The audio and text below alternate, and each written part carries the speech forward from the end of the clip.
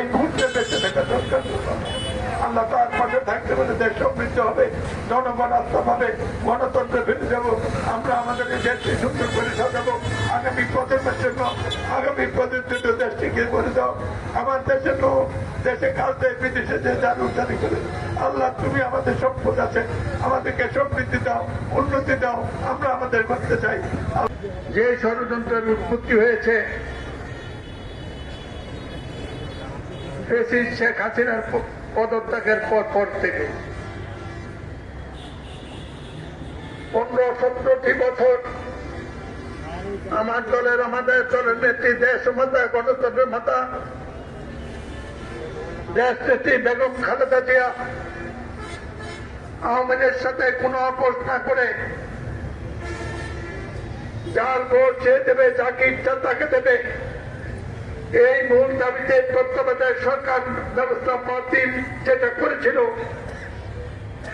আওয়ামী লীগ সংশোধনী করে সেটা পুনর্বহালের দাবিতে আন্দোলন করতে করতে এক পর্যায়ে আপোষ না করে 3বারের প্রধানমন্ত্রী জীবনের নির্বাচনে পরাজিত হন নাই, 70 ঊর্ধ্বের বয়স নিয়ে কারাগারে স্বেচ্ছায় যান।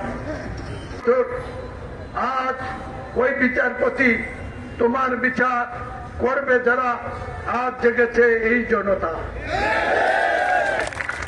সেই জন্যই আজকে জনতার আন্দোলনে ভরে বাংলাদেশের পুলিশ প্রধানও জেনে যায়, সেনাবাহিনীর বড় কর্মকর্তারাও জেলে যায়, আবার বিচারপতিও জেলে যায়। দিন বদলে গেছে, হুঁশিয়ার সাবধান। এই পরিবর্তনের নায়ক, এই পরিবর্তন নেত্রী আমাদের খালেদা জিয়া।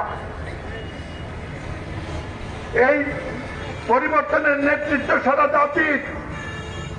আমাদের নেতা তারেক জিয়া সাক্ষাৎকারে বলেছে এই পরিবর্তনের সকল নায়ক বাংলার জনগণ।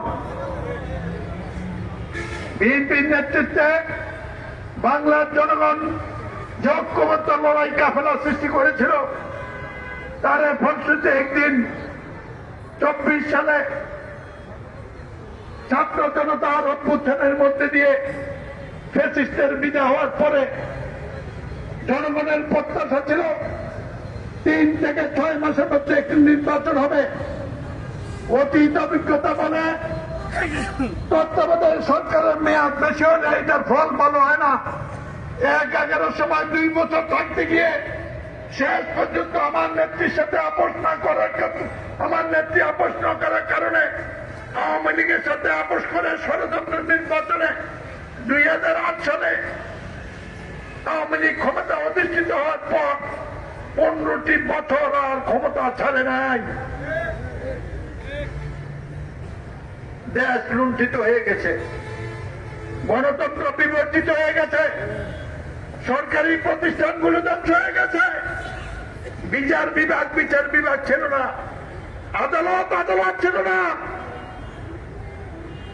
পুলিশ বিভাগ কি ছিল আমরা যারা ভুক্তভোগী তারা জানি।